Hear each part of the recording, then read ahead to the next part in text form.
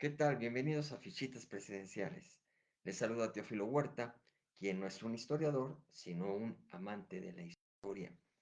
En esta ocasión, como había más o menos presupuestado, aunque estaba algo en duda, voy a hacer una pequeña segunda parte, un adendum de, de la anterior fichita presidencial sobre Enrique Peña Nieto. Así que todavía no llega la del actual presidente. Esa todavía se las debo para la siguiente. Eh, Esto debido a que me interesó la publicación del libro de Mario Maldonado, que se llama Confesiones desde el exilio de Enrique Peña Nieto, ¿no? Los secretos y escándalos del último gobierno del PRI, escrito por el periodista Mario Maldonado. Entonces dije, bueno, si es reciente, con esto puedo, pues, actualizar, incrementar, enriquecer mi fichita presidencial sobre Enrique Peña Nieto. Entonces, se me vino el tiempo encima, pensé que lo iba a tener para la vez pasada, pero no me llegó prácticamente el librito y apenas recientemente lo tengo en mis manos y en un par de días prácticamente pues ya me lo leí, de los libros más rápidos que he leído, ¿no? Sobre todo también pues por la temática, pues no cuesta mucho trabajo, no tiene uno que un poco estar en la contemplación y recrearla, una novela, cosas así que a veces este, a veces exige alargar un poco la lectura. En este caso fue, y sobre todo que tenía el tiempo encima, ¿no? Entonces, pues ya lo hice. No voy a hacer como en otras series en que realmente me voy a dedicar a, a ver en sí el libro, el contenido de todo el libro, sino fundamentalmente lo que va relacionado con mis fichitas presidenciales, los datos que siempre traigo a colación, y que en este caso algunos refuerzan algunas ideas o dan algunos otros datos. Entonces, sí traigo varias selecciones aquí, pero muy rápidas. eh, Son un poquito más de 10 textitos que escogí por ahí, pero básicamente son con algunos datos específicos. En algún caso, a lo mejor sí leo la cita completa, pero en otros básicamente me voy con datos muy puntuales para redondear la fichita como las estructuro. De partida, pues esas fichitas traen una bibliografía y desde la vez pasada dije, quiero enriquecerlo con este libro y no lo tengo en mis manos. Bueno, ahora ya lo tuve, ya enriquecí la fichita. No me voy a ir a la fichita directamente porque traigo aquí señalados los datos, salvo que tenga que reforzar algo. eh, pero básicamente ahora voy a estar aquí de frente con ustedes por aquellos que se hayan asomado o que se vayan a asomar en las grabaciones tanto de Facebook como de YouTube. Bueno, entonces, ¿a qué me referiré básicamente? Aunque sí, rápidamente también hago la cuestión de que este libro lo terminó de escribir el periodista en noviembre de 23. Fueron encuentros que básicamente tuvo con Peña Nieto en el 23. A modo general, sin que entre en la cuestión de la crítica del libro y todo, que es muy interesante, que lo estructura bien, pero él mismo dice, bueno, tuve las pláticas con Peña Nieto y aparte reforcé con algunas otras fuentes vivas, documentales, etcétera, alrededor de su gestión de Peña Nieto, ¿no?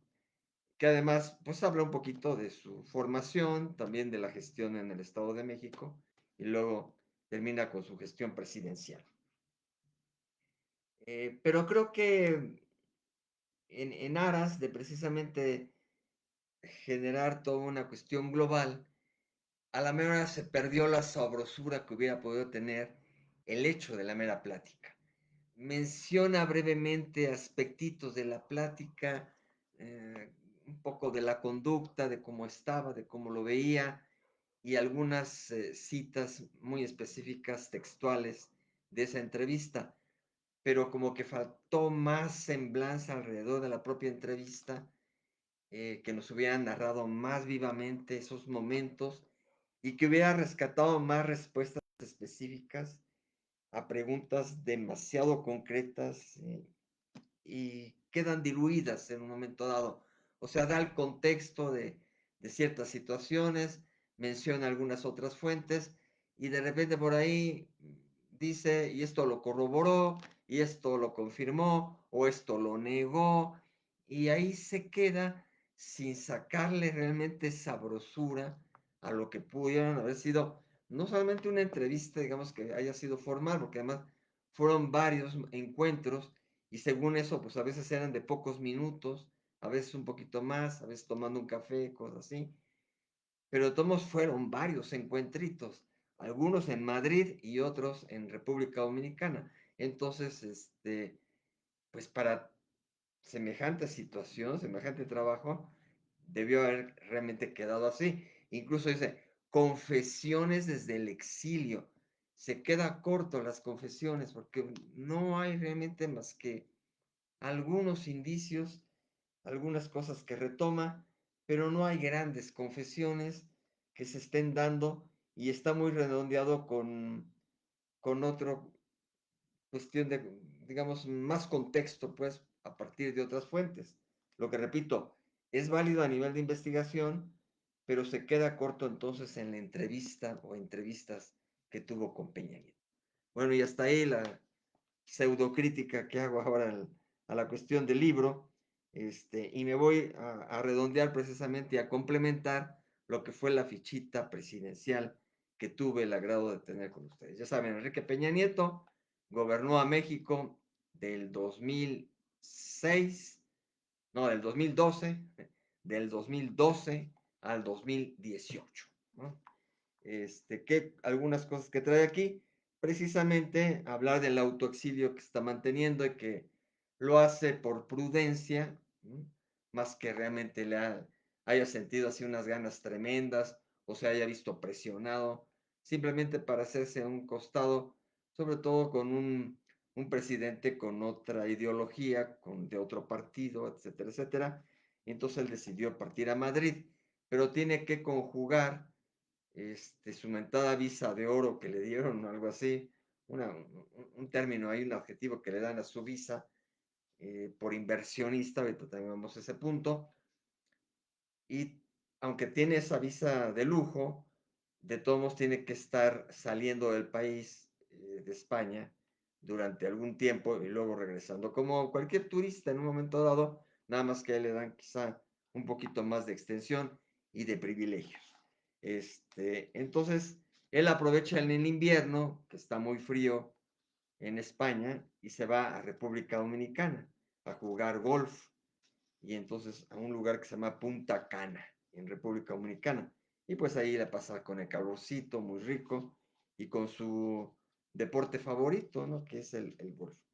Entonces uno de los primeros puntos es que aparte de Madrid, ha estado combinando con República Dominicana y que juega mucho al golf e incluso viene ahí el detalle de que cuando fue presidente, a veces se retrasaban, al contrario de las mañaneras, con Peña Nieto las jornadas a nivel presidencial, a nivel de trabajo alrededor de Peña Nieto, comenzaban después del mediodía, porque antes Peña Nieto iba a algún sitio a jugar golf, ¿no? Con varios del gabinete también.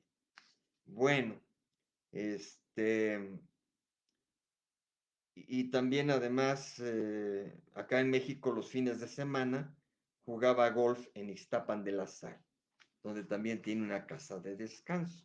Eso ya había señalado en la fichita, la mentada Casa Blanca, que pues después ya ni se sabe si cómo se vendió, a quién se vendió, de qué manera se deshicieron de lo de la Casa Blanca en las lomas de Chapultepec, pero también se mencionaba una casa de descanso en Ixtapan de la Sal. Ahorita vamos a hablar también de lo de Madrid en ese sentido. Bueno, entonces voy rápidamente aquí hojeando algunas cosas. Ah, bueno, aquí viene un señalamiento. Dice, más allá de los conceptos con los que muchos han calificado su sexenio, entre los que se encuentran las palabras catástrofe, corrupción y derroche, ¿no?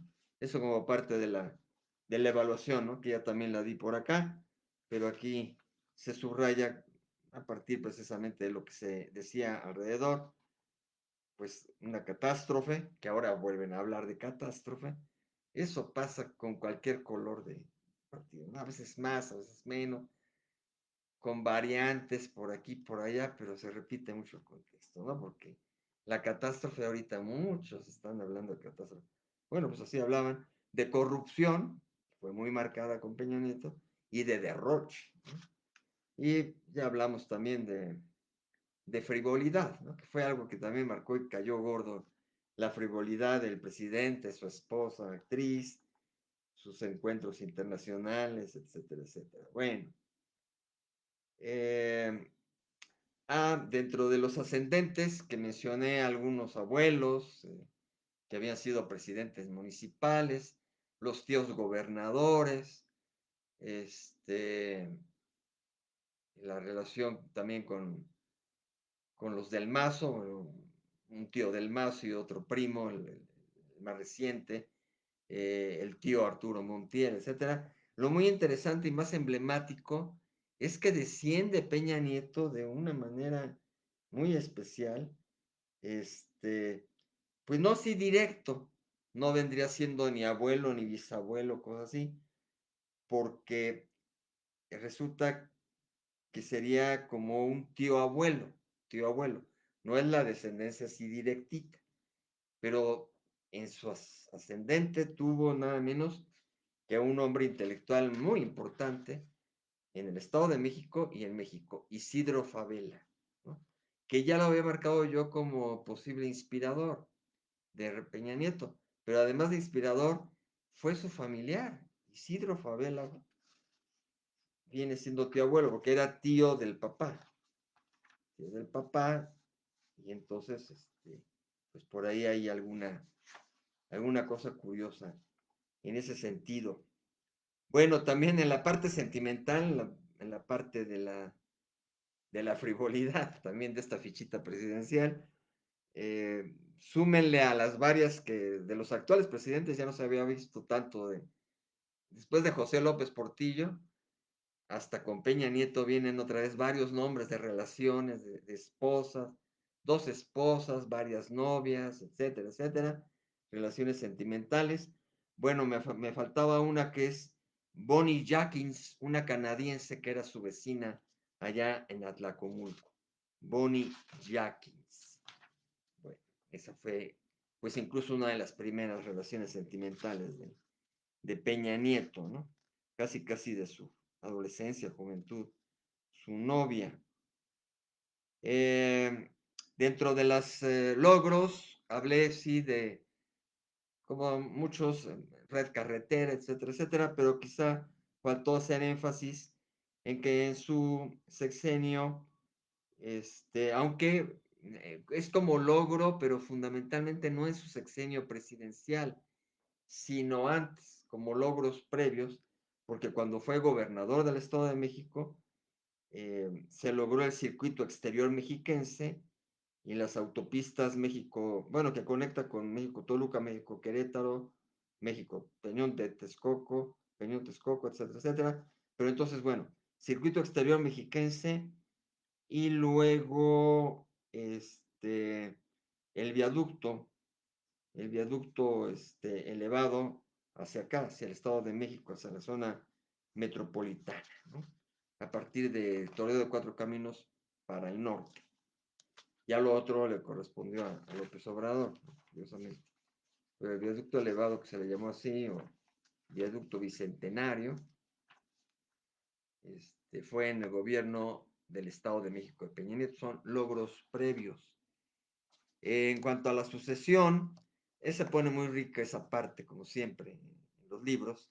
Dice, la lucha interna por el poder político y por la sucesión se desató desde los primeros años del sexenio, algo que de alguna manera ya han marcado otros autores como Jorge Castañeda, y que no se tiene a veces, se olvida, ¿no?, de la memoria, de que realmente a partir del primer día del sexenio, ahí corre de alguna manera a la siguiente sucesión presidencial, porque llega el gabinete, desde los nombramientos, ¿sí?, que se están dando ahorita, por ejemplo, pero como ya sucede, es de facto el gabinete, ya cuando asume la presidencia el titular o la titular próximamente, a partir de entonces corre la sucesión. Por eso también estén muy pendientes que ya vendrá próximamente, así como con el cierre que va a venir ya de las fichitas presidenciales, va a venir también el cierre de la otra serie, elecciones, con el futurismo, ¿no?, con la parte futurística que va a estar muy interesante. Pero bueno, aquí lo marcan porque pues desde que arranca, desde que dan el banderazo de la nueva presidencia, allí arranca la lucha interna por el poder político para los próximos, para el final del sexenio, para cuando se vaya a dar la sucesión presidencial. Y acá lo que marca muy interesante es cómo dentro del propio PRI hubo nuevamente facciones muy especiales, digamos, el grupo de los salinistas, que todavía venía dándose, y que de alguna manera Peña Nieto venía siendo una especie de salinista, pero ya que él asume y ya tiene su grupo, se forma un grupo peñista. Y entonces, al final del sexenio, había los dinosaurios, digamos, del tiempo de Salinas, que no son tan dinosaurios como los que todavía llegan de tiempo más atrás, pero ya empiezan a ser dinosaurios, ese grupo salinista contra el grupo novedoso, juvenil, más o menos joven, joven maduro, de los cuestión de los peñistas, ¿no? Entonces, fue una lucha interna muy curiosa, bastante especial, la que se gestó. Y entonces, pues había algunos salinistas que aspiraban a la presidencia, como Enrique de la Madrid, desde entonces, que ya lo había señalado en la fichita anterior, y que acaba de resucitar otra vez la vez pasada, el año pasado, quería competirle a Xochitl Gálvez, Enrique de la Madrid, y si hubiera ido solo el PRI, tenía muchas posibilidades. Él no se ha enojado, él ha estado así como neutro, no es que apoye mucho a Alito Moreno, ¿no?, a su líder del PRI, pero tampoco está del lado de los que lo están cuestionando y lo quieren sacar de la jugada.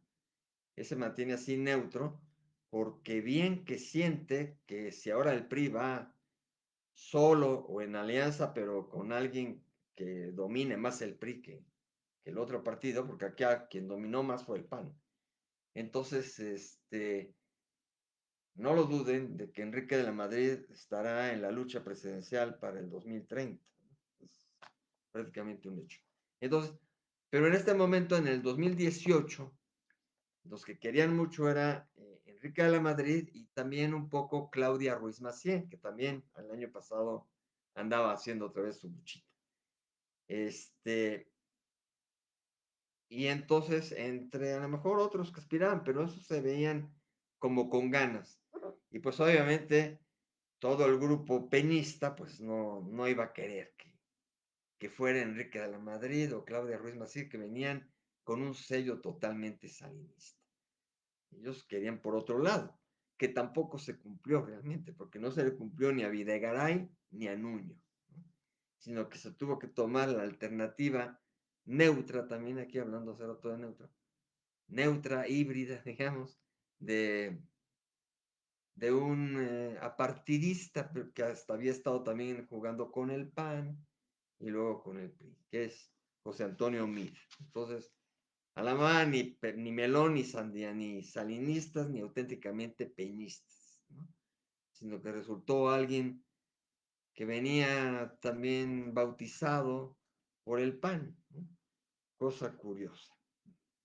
Pues por eso también naufragó la situación, no armaron bien la cosa. A lo mejor hubiera quedado más su Enrique de la Madrid por un lado, o su Videgaray por el otro, y hubiera sido más fuerte la competencia contra López Obrador. En cambio, pues le dejaron vía libre a López Obrador con José Antonio Meade. Bueno, entonces es muy curioso. Y una de las cosas que contribuyeron es que un escándalo que hubo alrededor del salinismo, del hijo de Salinas, esa situación mitigó precisamente la cuestión salinista y no es que la hayan filtrado los peñistas ni nada por el estilo, eso venía de Estados Unidos, pero contribuyó a favor precisamente de que los salinistas quedaran un poco borrados, que ya no hubiera tanta influencia salinista al final del sexenio peñista. Por ejemplo, nos dice aquí el escándalo del grupo de superación personal Executive Success Program vinculado a la organización NXIBM, NXIBM, del polémico Kate Ranier, fue el pretexto perfecto para presionar, para descartar o para hacer a un lado al expresidente Salinas de Gortari, toda vez que en las investigaciones que se llevaban a cabo en Estados Unidos sobre posibles casos de abusos psicológicos y sexuales en esta organización, su hijo Emiliano Salinas Osheli era un actor importante, ¿no? Que él se deslindó y dijo que lo que hacía acá era inspirado un poco en la filosofía de la parte empresarial, motivacional de aquel tipo estadounidense, pero sin ninguna influencia o detalle perverso como el que hizo el personaje allá en Estados Unidos. Y hasta ahora la ha librado, o sea, siempre pues, sale a relucir ahí la situación y pues quedó un poco descartado también el hijo de Salinas para un futuro, no para ese tiempo, pero podía haberse formado porque traía muy buen verbo y muy buena presencia y toda la cuestión de que precisamente pues para estos tiempos o un poquito más adelante resurgiera Emiliano Salinas, ¿no? Pero con esto pues lo desinflaron totalmente, no solamente al papá, sino también al hijo. Bueno, y eso fue conflicto, bueno, eso fue un problema de Estados Unidos que envolvió a personajes de acá, de la vida política de México, pero como dice aquí, fue un pretexto, fue algo que coadyuvó a que los salinistas no estuvieran tras del poder para, para la sucesión presidencial de 2018, ¿no? Entonces eso les benefició. Y eso es neta y exclusivamente un conflicto interno, ¿no? De partido, nada más del PRI, ¿no? Ahí no tenía que ver la competencia, una cuestión interna que vean cómo se dan de catorrazos.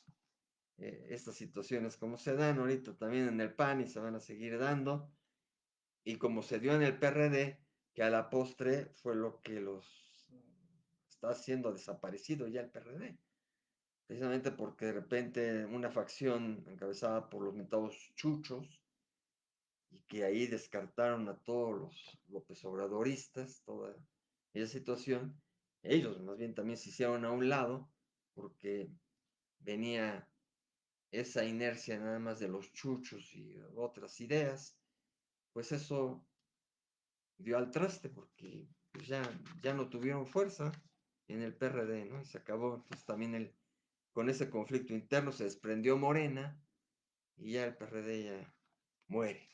O sea que al seno de los propios partidos, así como también fue con Cárdenas antes, en el propio PRI, los conflictos internos desatan o empiezan a desatar la debacle de un partido. Mientras esté muy institucionalizado, muy consolidado, muy eh, educado y todos se estén portando a la altura de los ideales del propio partido, no hay problema. Pero cuando empieza a haber ahí alguna cuestión de división, de varios liderazgos, etcétera, pues empieza a descomponer la cosa. Por eso también cuidaron tantísimo el año pasado lo de Marcelo Ebrard, ¿no? Que ya se iba a ir y que iba a formar otra fuerza política y ya no negociaron. No sabemos qué vaya a pasar después también con Marcelo Ebrard todavía, pero por el momento, después del berrinche, de la laraca que hubo, se calmaron las aguas, ¿no? se negoció ahí directamente entre Marcelo y Claudia. Bueno, después por acá, ¿qué nos dice? Em, algo que confiesa, aunque pues nada más pone unas frasecitas ahí muy breves de Peña Nieto, algo que confesó, ahí sí, Peña Nieto en este libro, con esas entrevistas que tuvo Mario Maldonado, es que hubo un momento, así como en otras ocasiones, había los rumores de reelección y con Miguel Alemán, con Echeverría, este, con este cuate, con Peña Nieto, lo que hubo es que lo querían desbancar antes, y según eso también desde dentro, o algunos empresarios. Acá nuevamente se revivió cierta distancia, si no pugna, si no choque, distancia con los empresarios de Nuevo León, ¿no? Ese empresariado que es muy fuerte en México, en el estado de Nuevo León, siempre lo ha sido, ha tenido muchos conflictos, sobre todo pues, en tiempos de Echeverría, un poco con López Portillo, que se animaron un poco a las asperezas, pero acá, aunque no fue choque, hubo distanciamiento, ¿no? Porque por ahí deja entrever que o internamente o grupos de poder específicos lo querían tirar, ¿no? Incluso dice una grosería, ¿no? Me querían ¿no? Y me querían tirar, ¿no? Antes de que yo cumpliera 2 años en el poder. Entonces empezaron a hacerle, dice que quisieron tender la cama, ¿no? Quisieron tender la cama con algún tipo de escándalo. Este, y esto pues fue precisamente a partir de varias cosas, pero fundamentalmente también con lo de la Casa Blanca, aunque eso ya fue hacia el final. Pero acá narra que desde los 2 años no querían tender la cama. Y después, con mayor razón, la situación de la lamentada Casa Blanca y todo ese lío, lo de Odebrecht, y bueno, y luego también pues, vino a darse la cuestión de Ayotzinapa. Esas cosas fueron así como con Salinas, la muerte de Colosio el surgimiento del ZLN, esos homicidios que hubo políticos, etcétera, al final del sexenio. Para Peña Nieto, al final del sexenio también fue horrible con la Casa Blanca, el caso Odebrecht, con la cuestión de Pemex y la cuestión de Ayotzinapa. Entonces también se le puso muy feo al final. Hoy también el panorama se ha puesto un poco difícil con las detenciones del Mayo, con los rumores de las relaciones gubernamentales con el narco, etcétera, etcétera. Pero nada más es un poco ahorita ruido, ruido, ruido, sin que sean sólidos golpes con pruebas, ¿no? Porque con la Casa Blanca hubo pruebas. Con el Ayotzinapa, pues hubo desaparecidos. Con Odebrecht empezó a haber pruebas, aunque esas todavía también siguen dándose y es un relajo. Y hubo detenido. Hubo Lozoya en su mismo sexenio, lo tuvieron que detener la Procuraduría. Y se distanció precisamente de Lozoya y hizo a un lado. Que por cierto también menciona que Lozoya era una herencia salinista, no era de su grupo original, de sus brothers, ¿no? Lozoya venía siendo otro salinista, pues porque era hijo de otro Lozoya que venía de más atrás, mucho más atrás. Bueno, de herederos, no me entretengo más aquí. Esta cuestión de los finales, ¿no? Porque también ahorita está viendo muy caliente el final, sí con querer también acá tender la cama, con hablar de rumores, con esto, pero hasta ahorita, una semana prácticamente del fin, todo es rumorología, ¿no? Todo es hipotético, aunque se han escrito ya libros y artículos y toda la cuestión, pero las investigaciones norteamericanas están ni siquiera congeladas, sino desechadas, solamente que abran nuevos expedientes, cosas así. Y por otro lado, todo este ruido de la reforma judicial, esas cuestiones, eso es autorruido, ¿no? A eso le quiso entrar López Obrador para cerrar con pleitos y oposición fuerte otra vez, etcétera, etcétera. con sus mentadas reformas, no solamente la reforma judicial, sino la de Guardia Nacional y otras más. Entonces, eso porque es clásico del presidente López Obrador, el provocar, provocativo. Entonces ahí es una situación surgida al mismo seno de la presidencia, ¿no?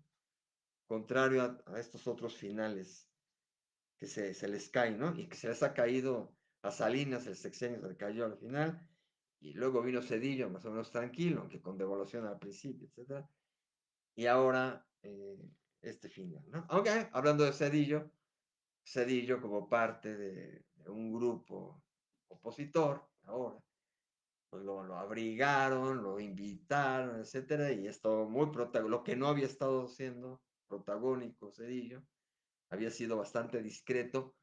A principios de año ya había dicho algo por ahí contra la 4T, pero sí, más o menos sutil. Pero ahora se vino con todo, y habla de traición a la República, al país, al Estado.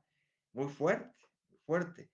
Y luego se deja entrevistar y entrevistar. Entonces, ahora vino con todo a nivel de esta parte que hago en las fichitas de la pospresidencia y de la injerencia pospresidencial. Pues ahora ya resultó Cedillo un injerencista a partir de todo este vedetismo que está haciendo, ¿no? Curiosamente, curiosamente. Y curiosamente, Peña Nieto ha ganado en discreción. Ahí se habla de pactos. Había tenido aparentemente, aunque lo niega ambos pactos, un pacto con Calderón para llegar a él y un pacto con López Obrador para que llegara López Obrador. Él niega todo eso. Pero si en el fondo hubo pacto, aunque no sea real, directo, en el fondo, digamos, sin, sin firmas de contratos, hasta sin palabra a palabra, solamente por los actos previos de transición y toda esta cuestión, eh, derivado pues de ese supuesto pacto, podría entenderse que realmente pues él se fue a vivir a España y a República Dominicana, como he dicho, y la discreción ha sido absoluta, así como el reconocimiento varias veces al principio y ahorita al final de López Obrador de que Peña Nieto se portó como un demócrata y que la transición fue muy tersa y que no se metió en las elecciones y que fueron limpias cuando ganó él y, y que tampoco pues ha metido después, ¿no? Entonces,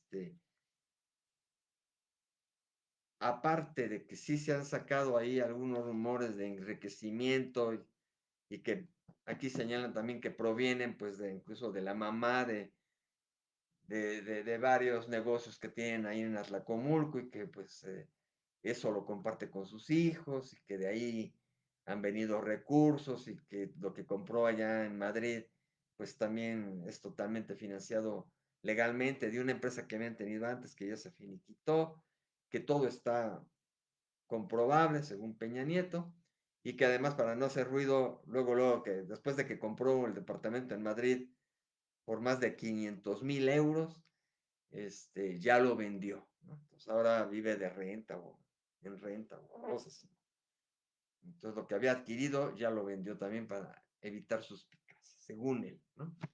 Pero pero aunque acá la unidad fiscal, la unidad financiera de Hacienda llegó a declarar eso y también hubo al principio un poco la mención de si se enjuiciaban a los presidentes, si se una consulta popular, que ahí, según eso, no hubo los suficientes votos para enjuiciar a los expresidentes, así en general, aunque se han echado ahí así un poquito la puya hacia el sexenio también de Peña Nieto por priista, no ha sido una ofensiva de López Obrador contra Peña Nieto tajante, ¿no? Él dejó correr ahí lo que se hablaba de una investigación y punto, ¿no? Pero hasta ahí. Entonces, han jugado un poco con eso, ¿no? O sea, por un lado, López Obrador ha respetado a Peña Nieto y hasta lo ha aplaudido y reconocido la cuestión demócrata en las elecciones y en la transición.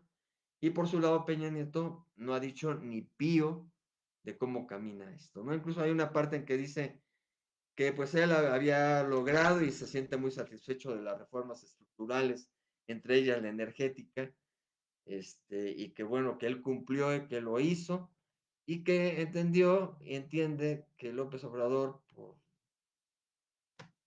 por su visión de país, iba a cambiar esa reforma, ¿no? Iba a echar para atrás. Y simplemente dice, y lo entiendo, ¿no? Y no critica, no nada, entonces ha estado muy calladito, ¿no? Ahí le queda así como la cuestión de que, es que lo atractivo y todo eso, pues calladito se ve todavía más bonito. Eso como que lo ha tomado él, ¿no? Y ha sido de los más discretos hasta el momento. Todavía falta una semana, ¿no? Y después todavía falta otro sexenio y otra presidenta, y entonces ahí en el futuro vendrán más presidentes y quién sabe cómo se comporte Peña Nieto, expresidente, en lo sucesivo. Pero hasta el momento tiene el expediente en blanco de la injerencia postpresidencial, Peña Nieto. Es, es un expresidente con expediente en blanco. Bueno, de los herederos, aparte de Videgaray, Nuño, de los principales, también viene aquí marcado Erubiel Ávila, ¿no? Que es muy amigo de Peña Nieto, que no hace mucho se deslindó del PRI, junto con Osorio Chong, y, y fue a dar ahora al Partido Verde. Erubiel Ávila anda ahí apoyando también a la 4T ahora. Y sigue siendo amigo de Peña Nieto. Entonces vean también todos estos tejidos, ¿no? No quiere decir que Peña Nieto ya está del lado de la 4T, pero tiene a un brother que ha optado con mucha convicción política por la 4T, aunque sea a partir del verde, ¿no? Que es el menos morenista, ¿no? Porque todavía el Partido del Trabajo pues ya está muy casi fusionado con Morena. El verde sigue siendo el partido que va y viene y pum, pum, pum, pum, ¿no? Hasta las últimas dos elecciones ha sido eh, con, con, la opción de López Obrador y ahora con Sheinbaum, este, pero tiene esa característica, el verde no es mucho de fiar, ¿no? Pero pues ahí se arrinconó un poquito Erubiel Ávila y ahorita está a favor pues de la alianza, ¿no? Totalmente. Bueno, y precisamente hasta allí, ahora sí, en una versión un poquito más corta esta fichita presidencial, porque si agregamos la hora y media de la otra vez, pues para Peña Nieto creo que ha roto récord de 2 horas en hablar de su gestión. Déjeme ver por aquí, aunque no me escribe nada, pero obviamente, Mari Carmen Figueroa, mis saludos. Y seguramente al rato, porque pues hoy además es un día muy singular, no es un día hábil, pero posiblemente se sumen por ahí algunos otros videntes de este programita de fichitas presenciales. Ahora sí cierro esta gestión de Enrique Peña Nieto. Para la próxima, ya la vez pasada, pero bueno, precisamente la voy a cerrar nuevamente aquí sí voy a abrir la fichita para decirles rápidamente como remato con ellos, ¿no? La que es la valoración final. La vuelvo a repetir positivamente en el ámbito internacional gracias a sus proyectos de inversión. No obstante, las expectativas de progreso no se consolidaron, además de que su apertura al desarrollo económico estuvo contaminada por una indiscriminada apertura al capital privado y a acciones de corrupción al seno de su gobierno. Su gestión quedó también marcada por el incremento de los grupos criminales y la desaparición de los jóvenes de Ayotzinapa ligada a los mismos. La desaparición ligada a esa situación. Lo positivo de la gestión, la activa y pujante política exterior y la concreción de reformas estructurales, no todas, con miras modernizadoras, como el caso de las telecomunicaciones en la nueva era digital. Lo negativo, los actos represivos por parte del ejército y policías, las acciones privatizadoras y de inversión extranjera en materia energética, con la subasta para la exploración y extracción de hidrocarburos y en energías renovables, así como la falta de consenso en materia educativa, además de actos de corrupción y derroche. Esa es la valoración este, de la gestión de Enrique, Enrique Peña Nieto, que gobernó el país de 2012 a 2018. Y ahora sí, la invitación para la próxima fichita presidencial con el presidente Andrés Manuel López Obrador. Muchísimas gracias y hasta entonces.